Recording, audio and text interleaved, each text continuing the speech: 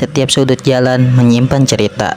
Di tempat orang berlalu lalang, di antara suara kendaraan dan langkah kaki yang terburu-buru, pernah terjadi peristiwa yang mengubah ketenangan menjadi ketakutan. Tawuran datang tanpa aba-aba, meninggalkan kekacauan yang tidak hanya disaksikan oleh mereka yang terlibat, tetapi juga oleh warga yang tak pernah memilih untuk ikut. Bagi sebagian orang, tawuran hanyalah berita singkat atau angka dalam laporan.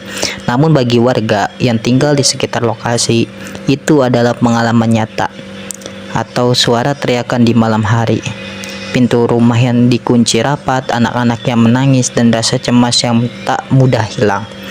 Dokumenter ini tidak berdiri di tengah kerumunan, melainkan di pinggir jalan, bersama para saksi mata, mereka yang melihat dari balik jendela rumah, dari warung kecil di tepi jalan, dari sudut gang yang sunyi.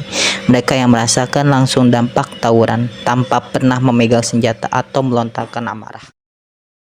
Diduga hendak tawuran, sekelompok remaja diamankan anggota Polres Metro Tangerang Kota. Barang bukti senjata tajam dan sepeda motor yang digunakan untuk aksi tawuran juga disita polisi.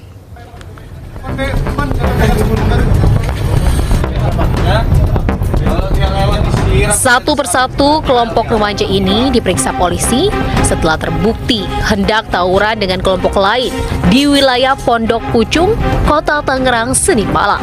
Hasil penggeledahan, polisi mengamankan barang bukti berupa senjata tajam, celurit, parang, dan telepon genggam. Saudara, demi konten, dua kelompok pelajar saling baku hantam di Kota Tangerang, Banten. Bukannya melerai, aksi tawuran ini sengaja direkam oleh rekannya dan diunggah ke media sosial. Dua kelompok pelajar terlihat saling baku hantam di sebuah lahan kosong di Kota Tangerang, Banten. Kami sengaja tidak menayangkan gambar secara utuh karena mengandung unsur kekerasan dan tidak patut ditiru. Mereka saling berbalas pukulan bak olahraga. Sementara rekan pelajar lainnya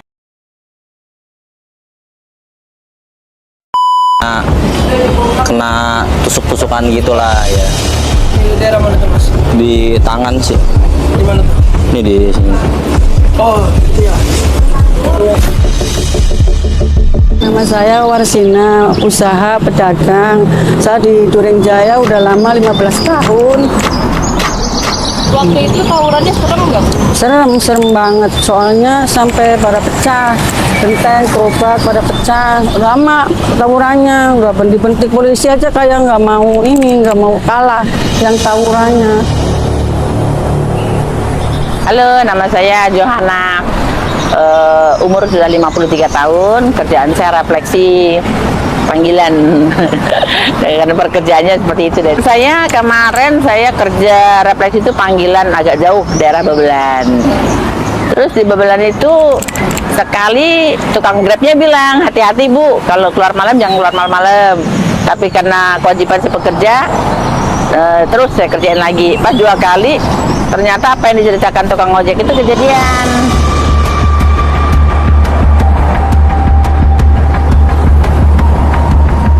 Ya kerugiannya takut, nggak dagang jadinya tutup. Berpengaruh banget gak sama Ya, dagangan ibu? ya pengaruhnya kan pisau, celurit, itu senjata, kan takut. Saya udah ketakutan deh, rasanya gimana gitu loh kalau ngeliat samurai panjang-panjang gitu kan, benda tajam yang panjang gitu. Remajanya itunya bergaulnya nggak bener. Pergaulannya iya. Lingkungan. Iya. Memang kita temuin warung tuh berjualan kosmetik. Tapi selalu kita dapat laporan dari warga, dari pengawal namanya. Jadi mereka bilang gini, Bu, itu tuh bukan jual kosmetik gitu kan. Jual apa? Anak-anak kecil yang beli, ternyata obat. Aku sebagai RW, sebagai RT, tapi RW ku tuh polisi. Jadi kita kerjasama dengan polisi itu juga. Akhirnya diselidikin, warung itu ditutup. Penjara sih ya.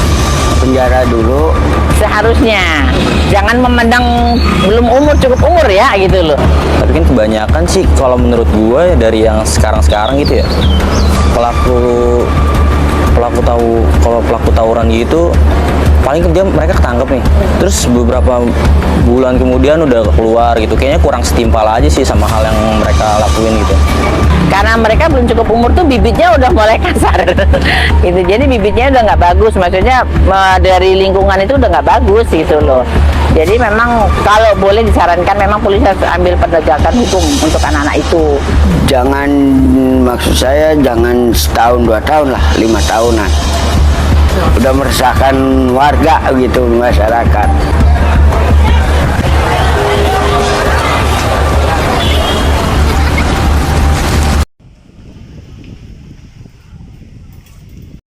Itu menurut lo apa sih bang? Ya biasanya sih kayak konflik antara gang bang. Biasa jadi karena teman kesenggol gara-gara dipukulin di sana atau gimana gitu. Oh gitu. Ya apa bocah sana songong. Oh. Nah terus juga kadang harga diri sih biasanya anak-anak sekarang. Itu tuh dem-deman dari IG gitu. Kayak gimana? Buat bertemu antara musuh dan musuh. Biasanya senggol-senggolan di sosmed.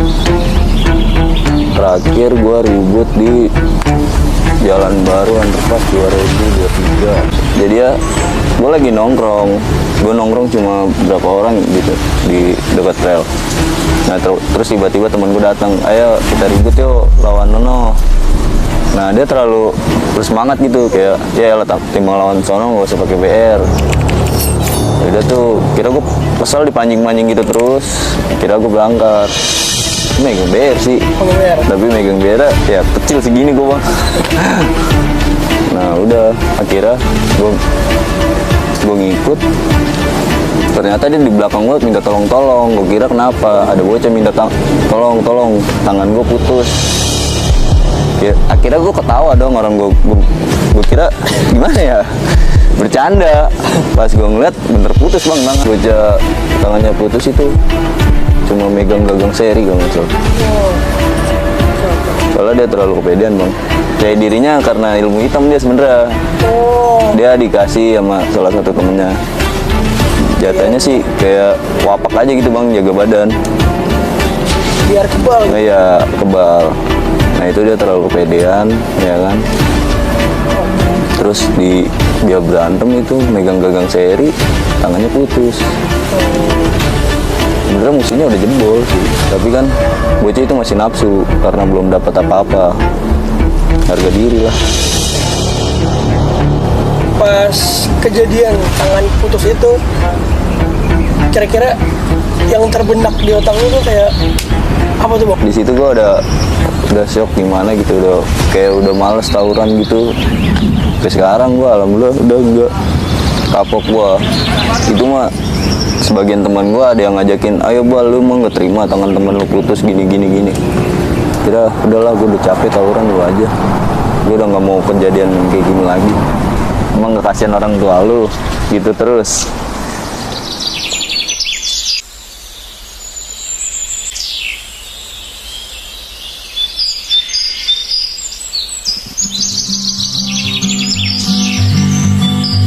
Nama saya Ratna Juwita. Pekerjaan saya ibu rumah tangga. Usia 60. Tinggal di Bekasi Kota. Ibu Ratna sebelumnya apakah pernah mengalami dampak tawuran bu? Banget. Banget jadi ya jadi ingat deh banget. 10 tahun yang lalu sih, 10 tahun yang lalu. Jadi bingung gue. 10 tahun yang lalu kebetulan kan aku mah usaha di Cikarang ya. Dampak apa ya namanya, saya memang kalau pulang kerja itu jam 4 pagi dari tempat usaha sama papahnya. Memang sering ada kejadian tawuran di Rawasumut ya, di Anwar Sesan Anwar. Itu sering, tapi saya tidak menemukan anak saya di situ. Sering kejadian, bahkan kita ikut hei gitu ya. Terus saya lagi di Cikarang, Masih jam 2. Jam 2 pagi saya dapat telepon. Anak saya sudah tidak ada. Tapi saya kenapa gitu? Karena tadi jam 7 saya berangkat masih ada. Bahkan masih bercanda. Terus jam 12 kata kakaknya loh nih ya. Saya karena jam 2 baru pulang. Kata kakaknya orang mau kenapa terjadi gitu, di mana anaknya sekarang, udah tahu sendiri lah ya, buat saya jerit, saya langsung pingsan, terus sampai di sini dari rumah, anaknya nggak ada dari rumah sakit, langsung diurusin sama kakaknya. Terus kenapa kejadiannya seperti apa gitu, kejadiannya itu ya dia itu sebenarnya mau isi bensin gitu loh katanya, jadi jam 12 masih di rumah, kata kakaknya ada temennya dateng, ya sahabat, ayo isi bensin gitu, temenin gua dong isi bensin. Terus kakaknya bilang, Pat kan kita mau tanding gitu. Iya po sebentar kata dia gitu. Udah gitu terus dia pergi. Terus kakak-kakaknya khawatir dong, ada apa nih, langsung kejar tuh ceritanya, kakak-kakaknya nggak ada. Nggak sampai setengah jam udah dapat kabar bahwa Yosafat sudah ada di rumah sakit. Kalau cerita mereka ya, kita karena nggak ada di tempat, cerita mereka dia lagi di atas motor, dia langsung disabet di atas motor, disabet pakai celurit. Nah, pakai celurit, terus dia nggak terasa, kata temennya, dia bangun, terus dibilang, Pat, kok lu kuat banget? Itu belakang lu berdarah, kata temennya. Apaan sih gitu, dia kan takut darah. Oh iya, masih dia kejar tuh orangnya katanya. Nah itu di situ habisan darah dia geletak. Mungkin kalau ketemu pada situ bisa juga saya mau bales gitu ya, tapi kita masih ada kasih Tuhan yang selalu berkata bahwa pada saat itu mungkin akan kejadian, tapi begitu kita ini tuh, saya tahu dan saya yakin bukan kamu, tapi kamu tahu siapa yang ngebunuh anak saya. Jadi ingat, karma tetap berlaku. Bukan berlaku kamu dibunuh atau apa. Setiap tabur tuai pasti ada. Kamu bela orang yang nggak benar, maka kamu pun akan mendapatkan. Kalau untuk dendam, saya nggak dendam. Saya tahu Tuhan punya cara yang baik buat saya. Itu aja. Besar untuk mengampuni, untuk mengasihi, tanpa memperhitungkan masa yang lalu. Walau kering, bisakah kita tetap membasuh? Antisipasinya kami sih melakukan patroli setiap malam, terus mendatangi tempat-tempat yang biasa anak-anak muda pada nongkrong. Kita beri himbauan bahwa tawuran itu nggak baik, tidak dapat merugikan diri kita bahkan orang lain gitu. Biasanya sih kita ngelihatnya ada orang-orang nih yang bergerombol, terus juga ada yang naik motor lebih dari 2 orang, kadang bertiga. Dia biasanya kadang ada yang bawa senjata tajam, ada yang enggak. Jadi kita melakukan interogasi dulu pada orang tersebut. Biasanya itu senjatanya tuh diselipin. Untuk pelaku tawuran akan dikenakan Undang-Undang Darurat Nomor 12 Tahun 1951. Hukuman seberat-beratnya penjara selama 10 tahun. Yang kita lakukan ketika kita menangkap si pelaku tawuran itu, kita mengamankan barang buktinya dulu. Kemudian setelah kita mengamankan barang bukti, biasanya kita akan melakukan penyerahan terhadap Polres atau Polsek terdekat sih. Nah, biar selanjutnya dari pihak Polres atau Polsek yang menindaklanjuti.